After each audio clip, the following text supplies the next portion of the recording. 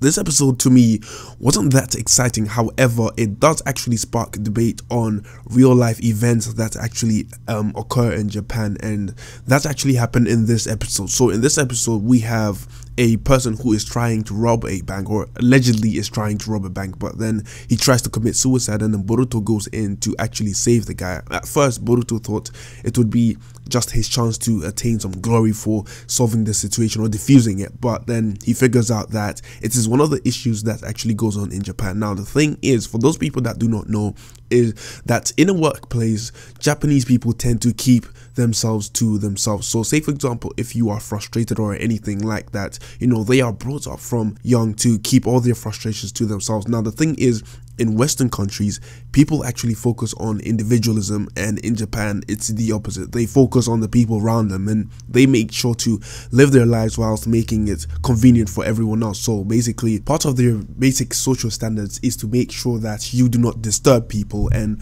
that is why if you do something stupid in public, they would normally not approach you, because they have the don't approach anyone who is causing trouble kind of thing going on. Now the reason why I say it sparks debate is because we are humans, we are social creatures, we rely on social interaction, and we do have emotions which actually fuel social interaction. So if you're in a workplace and you are frustrated, they expect you to keep it inside and keep it to yourself.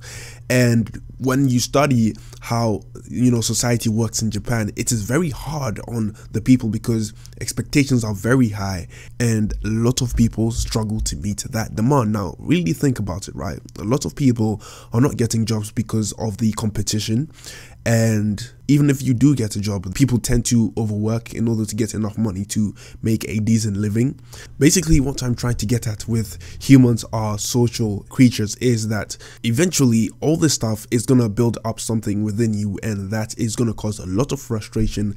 And in order to release frustration, people have their own methods of doing this. But the thing is, because they have this whole culture thing going on about keeping things to yourself, people tend to keep a lot of all that frustration to themselves. And with this whole culture thing, personally I think it is just encouraging antisocial behavior. Okay, so let me try and get you to understand this from my perspective, right? So with this type of lifestyle, eventually it's going to build up a lot of negativity because of the difficulty, and the way people deal with a lot of the depression and all that kind of stuff that comes with it is by talking to someone, since we are social creatures. Either that, or you know, people might choose to do whatever they need to do in order to get the frustration out, and one of the best ways is talk to someone. Now because of the culture, you cannot just talk about your problems to anyone. It has to be someone who you can talk casually to, and the amount of people you can talk casually to are limited to your peers and family basically. So if you put yourself in the position of someone who does not have friends, they basically have no way of expressing themselves, and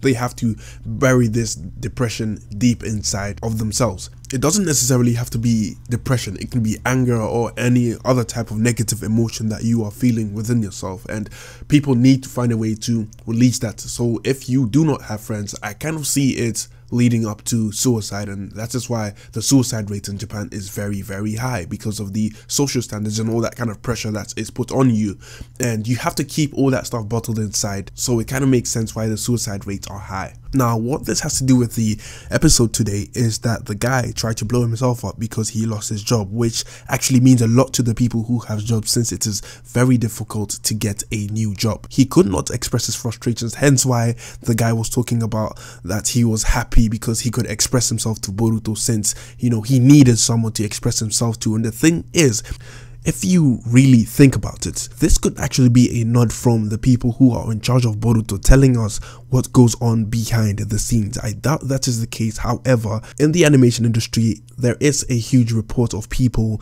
telling us that the job they do does not pay them well enough to even live properly, you know what I'm saying? So instead of getting a new job, they decide to work even harder, making the deadlines and everything put more pressure on them, and their managers putting pressure on them. So if that is the case, that actually builds up some negativity in them. They get pissed off because they get treated poorly, and they actually get a bad wage on top of it, and the thing is, they can't really express themselves. So that all builds up, and then eventually they get to their breaking point, and that's when the whole double suicide thing occurs. So that is basically what happened to this guy in Boruto, except his workplace decided to forge a mistake and then use that as an excuse to fire him. So the only way of expressing himself is to actually crave attention or do something that draws attention towards him, so he can actually get someone to listen to him, and that is what happened. So that is, I think, the main point of this entire episode. So we get information from Konohamaru that the mission that Boruto's team actually went on is one they were lucky to receive, because the majority of gennin missions is just them fooling around doing stupid escort missions,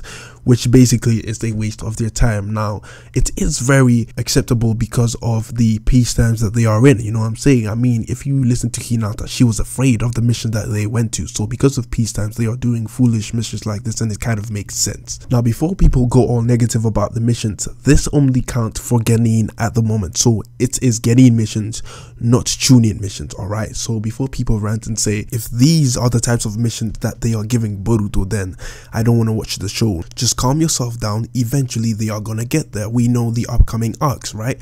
And the thing is, if you look at Naruto, everything he has accomplished so far, he accomplished as a gennin, alright? So the show will get to places where Boruto is doing missions which he shouldn't be doing according to his rank, so just wait. Now, that leads me to question one thing, and that is, when Boruto is fighting Kawaki, what rank is he? He probably must be tuning. So the rest of the episode is just, you know, Sarada bitching like usual. And the thing is, talking about Sarada's character, I really want to know what happens with her, because this version of Sarada is slightly different from the movie Sarada and, you know, the movie novel Sarada, because the movie novel Sarada actually liked Boruto, and you could see that she admired Boruto. She looked up to Boruto.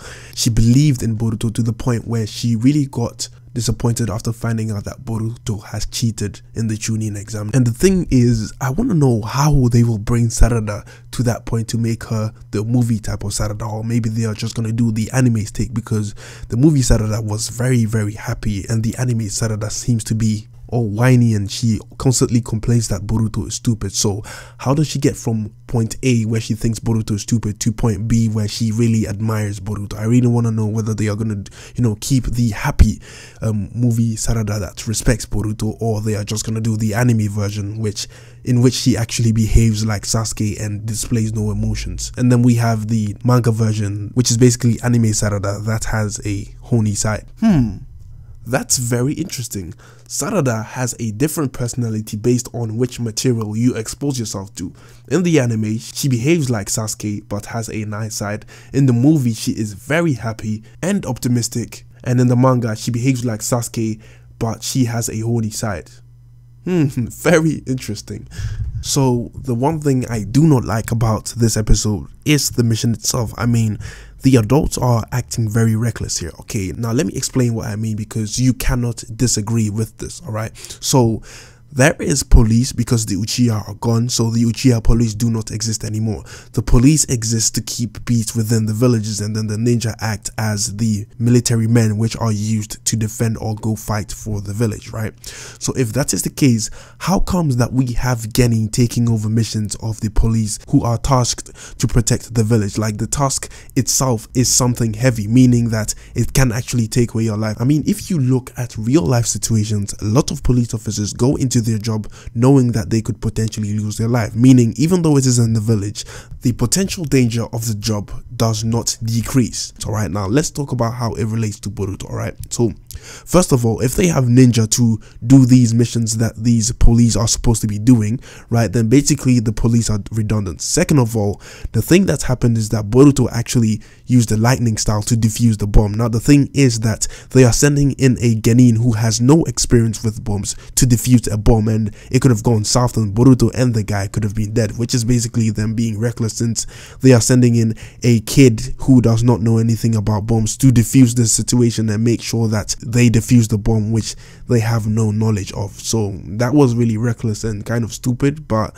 I guess it did allow the episode to bring up a point about overworking and all that kind of stuff that goes on in Japan. And also, it kind of ruins the show a little bit for me, because it kind of proves that Boruto has this protective armor when it comes to writing. Like, they write him in situations where things can go south because of his reckless behavior and his lack of thinking before he moves, but everything just ends up okay because the writers make it so, right? I mean, think about it. Wouldn't it be actually more impactful if Boruto's reckless behavior actually led him to triggering the bomb, thus killing the guy, and him, you know, barely surviving and learning his lesson not to be reckless? I mean, that would have been a lot of character development right there for him to actually witness how his recklessness is putting people in his team in danger as well as himself. But I understand that Boruto shouldn't really get a lot of development until the jounin arc. That is when he finally starts putting what he learned into account and applying it to himself. So except from that has been the review. Let me know your thoughts in the comment section down below. You know, let me know about Sarada and her personality shifts that is going on based on, you know, if you watch the movie, read the manga, or watch the anime. Let me know what you think about the topic that's the episode brought up about, you know, people being mistreated even if they put in a lot of work to accomplish tasks which they will then be underpaid for. And I want to know what you think that Boruto should have taken away, and whether you think my alternate ending would have been better for the episode. Let me know your thoughts in the comment section down below, and I have nothing more to say. Bye.